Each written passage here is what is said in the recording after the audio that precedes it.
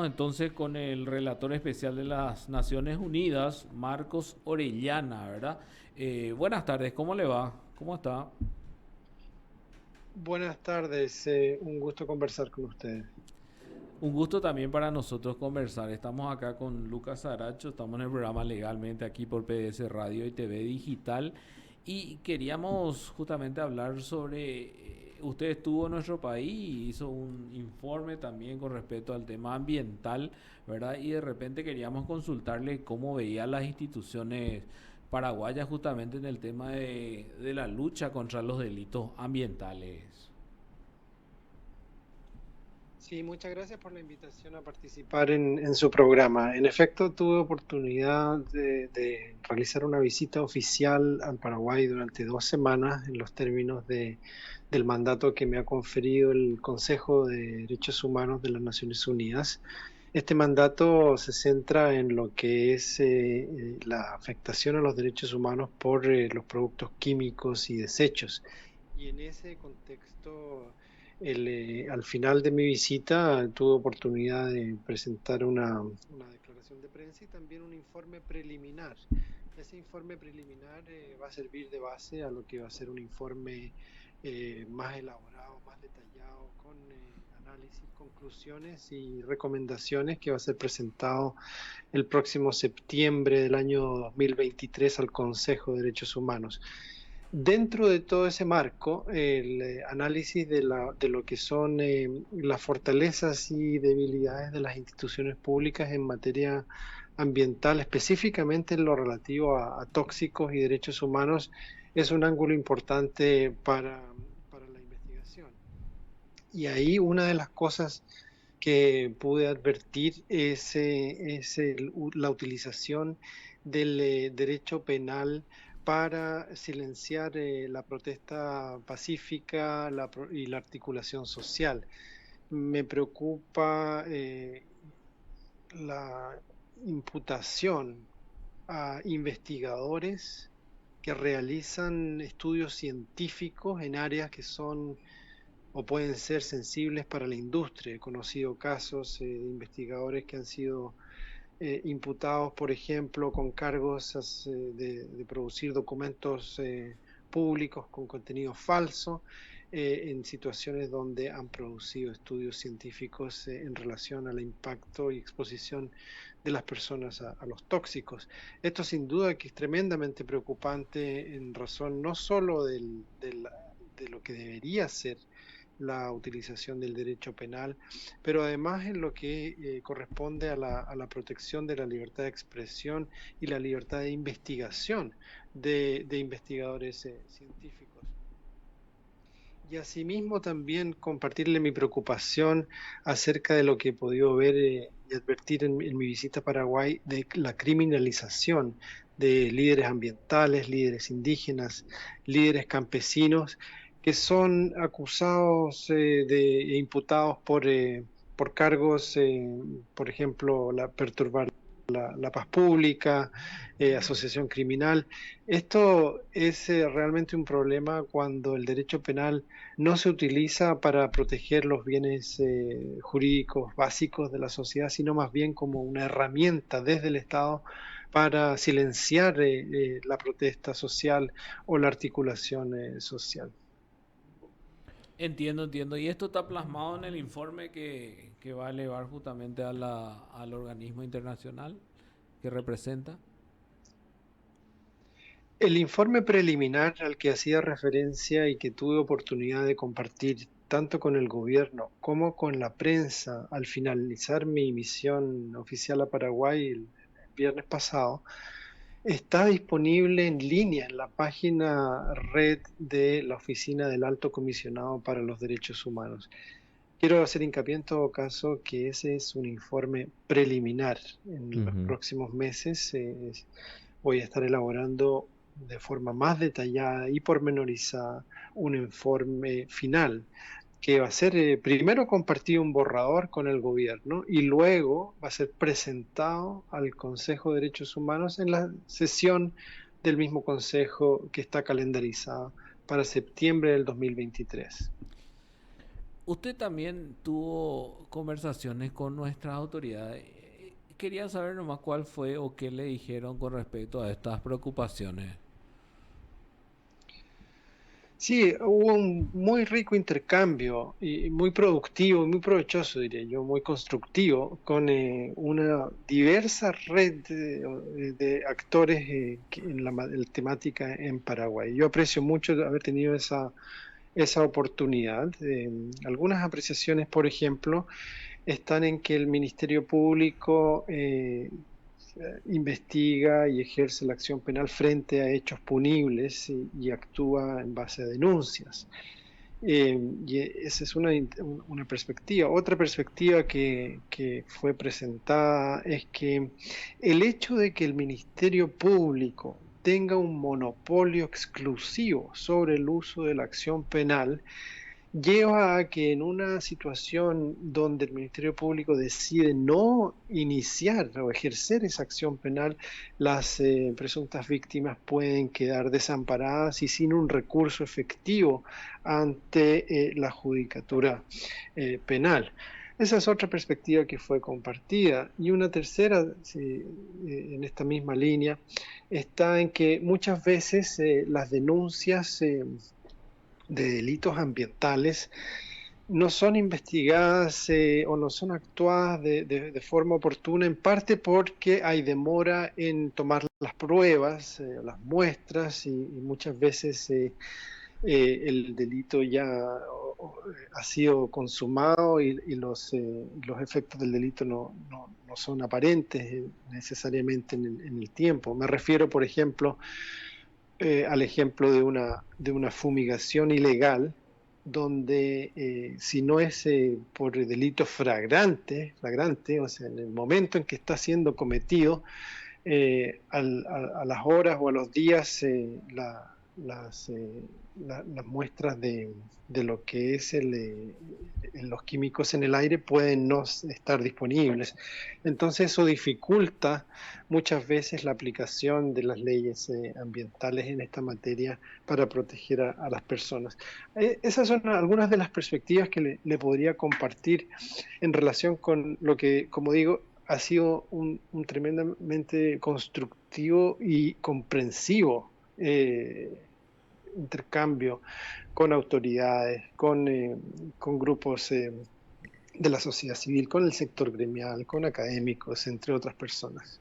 Eso que dijo con respecto al monopolio de la acción penal pública de parte de la Fiscalía en este caso, ¿cómo es en otros países, ya que usted es justamente un relator especial? ¿En otros países hay una acusación que no sea de parte del Ministerio Público, por ejemplo? Sí, en efecto. Bueno, las jurisdicciones cambian y los países, cada uno tiene su sistema legal, por supuesto, pero en una gran mayoría de países, diría, el Ministerio Público, las fiscalías, ciertamente que ejercen acción penal, esa es su función, pero no de manera totalmente exclusiva. Es posible que una persona, ante la decisión de un fiscal o del Ministerio Público de no iniciar una acción penal, pueda iniciar una acción penal de todas maneras. Y eso está, bueno, regulado en los códigos de procedimiento penal de los diferentes países, y eso lo que permite le abre las puertas al sistema judicial y penal a personas en casos donde la fiscalía no necesariamente crea que sea oportuno o que tenga las pruebas o que de otra manera considere que no quiere o puede adelantar una acción penal. Y tu posición, doctor, respecto a este punto, ¿crees que en Paraguay se debería de aplicar ese mismo tipo de situación de que no solamente la Fiscalía tenga el monopolio de la acción penal? Y te consulto esto porque me imagino que pudiste ver también los números, las estadísticas de los últimos casos que la Fiscalía ha iniciado investigación en causas por delitos ambientales. Sí, sabe que el sonido no es de lo mejor, entonces no estoy seguro de que le capté muy bien la pregunta, pero si es que la entendí, Ujú. la pregunta es si, en mi opinión, en Paraguay debía reformarse Sí. el sistema legal para permitir de que una persona puede iniciar una acción penal independientemente de la Sí, fiscalía o de la decisión de una fiscalía. así mismo, Eso es. doctor. Sí, sí.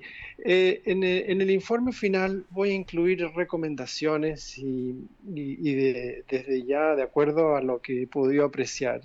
Una de estas recomendaciones es precisamente permitir que las personas, bueno, esto todo tiene que ser normado, ¿no? De acuerdo a los procedimientos, pero permitir que las personas puedan ejercer la acción penal en casos donde la fiscalía decida no actuar. Y esto va a permitir que el Ministerio Público opere de acuerdo a la ley y lleve adelante las acciones penales que considere que son oportunas y que puede probar, pero en aquellos casos en que decida no ejercer esa discreción, que las personas que alegan ser víctimas de delitos, de todas maneras no tengan las puertas cerradas a que un tribunal pueda conocer de sus reclamaciones.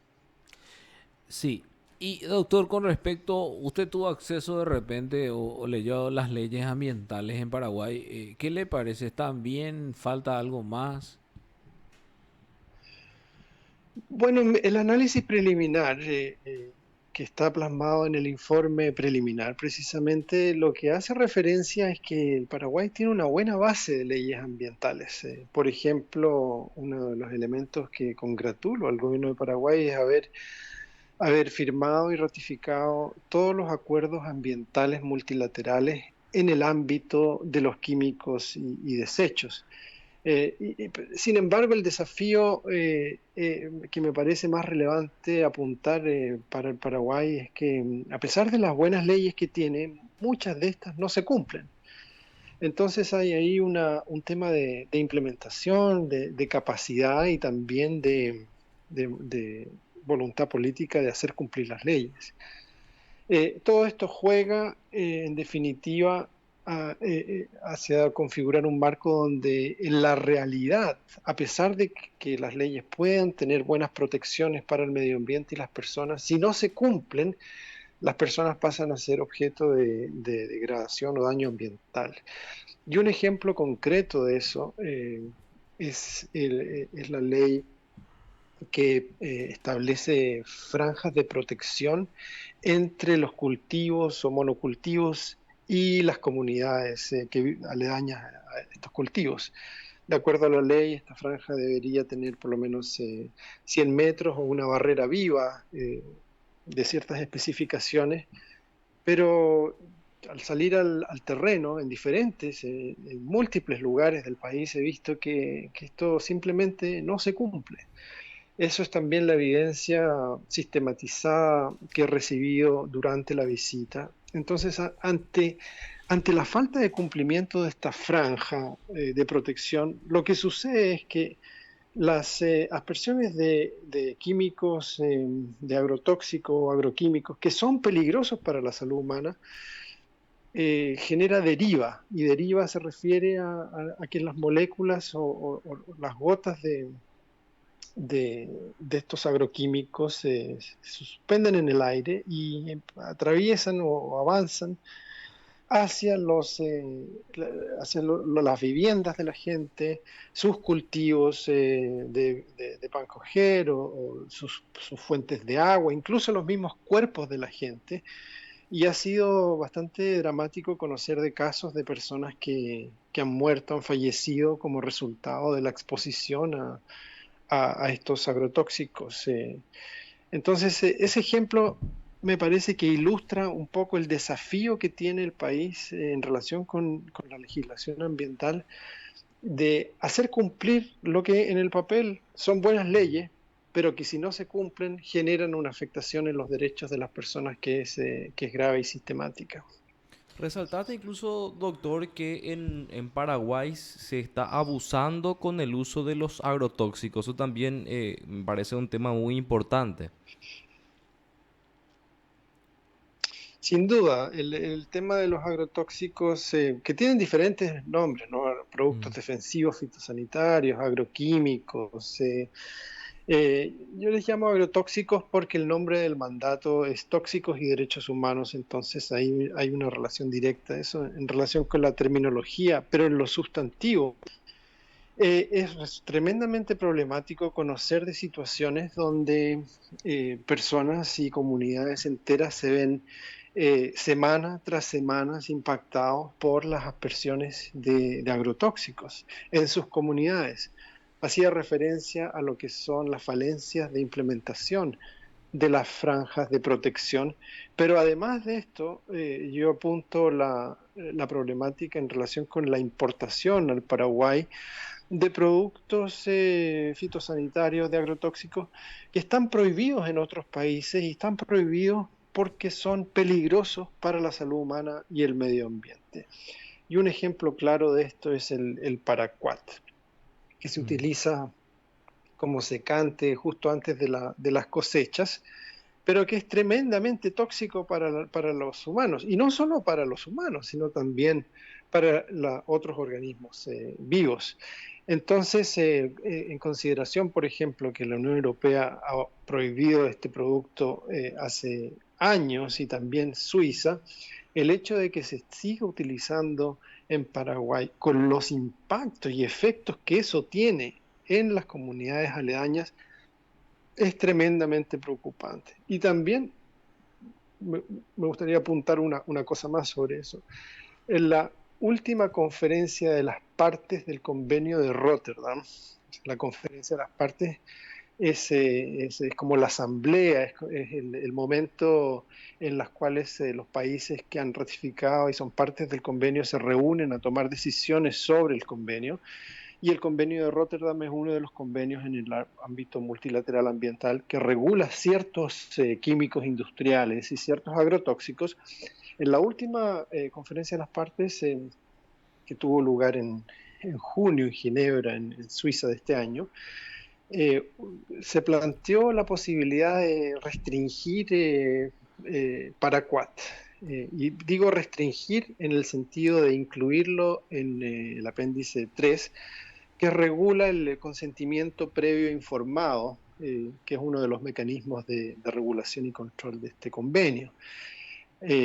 Ahora, esto no significa prohibir, significa que los países reciban información acerca de los productos que están listados y decidan si lo importan o no. O sea, es un mecanismo como el derecho a la información. Entonces, a lo que voy es que en esta reunión se planteó una propuesta de incluir al paraquat en el anexo 3 por recomendación del propio comité científico de la convención, y sin embargo hubo algunos países que votaron en contra de esta propuesta y en definitiva no se llevó adelante, entre ellos Paraguay, junto con la India, junto con Argentina, junto con Guatemala. Si recuerdo, esos fueron los 4 países que votaron en contra. Y esto es tremendamente preocupante porque la evidencia científica, no solo en general, sino además producida por el mismo comité científico del convenio de Rotterdam, ha recomendado por años la inclusión del paraquat en las medidas de restricción. Entonces, no solo esto expone a la gente a los efectos perniciosos de un químico que es conocidamente peligroso, sino que además empieza a menoscabar y perjudicar lo que es el interfaz que debiera haber entre ciencia y política pública que se encuentra en la base del convenio de Rotterdam. Entonces hay aquí un problema sistémico que afecta a la efectividad de lo que es el acuerdo multilateral en esta materia. Sí.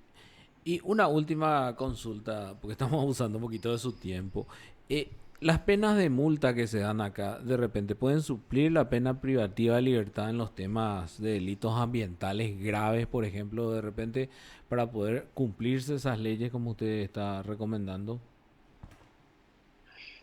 Sí, una de las temáticas que surgió durante mi visita es en relación con las penas y la operación del derecho penal ambiental en el país. Y una cosa que yo pude advertir es la preferencia que tiene el Ministerio Público de ocupar multas en vez de perseguir penas privativas de libertad. Ahora, a mí eso me parece preocupante en el sentido de que las multas no necesariamente tienen un efecto disuasivo para la prevención general de delitos. O sea, en ese sentido, las multas no son un sustituto para, para proteger los bienes jurídicos esenciales de la sociedad que están establecidos en las leyes ambientales en materia penal. No son sustitutivas de las penas privativas de libertad. Los objetivos del derecho penal son múltiples, como es bien sabido, y uno de ellos es la prevención general en la comisión de delitos. Y para ello es importante que las penas sean lo suficientemente disuasivas. Y las multas no necesariamente son así. Las multas pueden ser fácilmente incorporadas en los costos de un negocio. Entonces, no tienen ese efecto disuasivo. Pero hay otro elemento que también es relevante en este punto, que es que las penas deben estar asociadas a la gravedad de los delitos. Esto responde a la gravedad, por ejemplo, que reviste el daño ambiental, pero también a la gravedad que reviste, por ejemplo, si un niño fallece como resultado de la exposición a agrotóxicos y las personas responsables no cumplen penas privativas de libertad, esto genera una sensación de impunidad en la sociedad, tanto en las víctimas como en la sociedad en general. Y la impunidad a lo que lleva, en definitiva, es a la ruptura social, la pérdida de confianza en las instituciones del Estado, menoscaba el Estado de Derecho. Entonces, la impunidad realmente genera violencia, genera conflicto. Lo vemos en tantos países donde la impunidad que se hace cargo de las instituciones, que penetra las instituciones, en definitiva menoscaba la capacidad del Estado de resguardar la paz social y defender los bienes jurídicos que son aquellos bienes que el derecho penal busca tutelar, que permiten precisamente la vida en sociedad. Muchísimas gracias por este contacto, muy amable, Muchas gracias, doctor. doctor. Muchas gracias a ustedes. Buenas tardes. Buen resto de jornada. Buen resto de jornada, sí. Te informó PDS Radio TV Digital.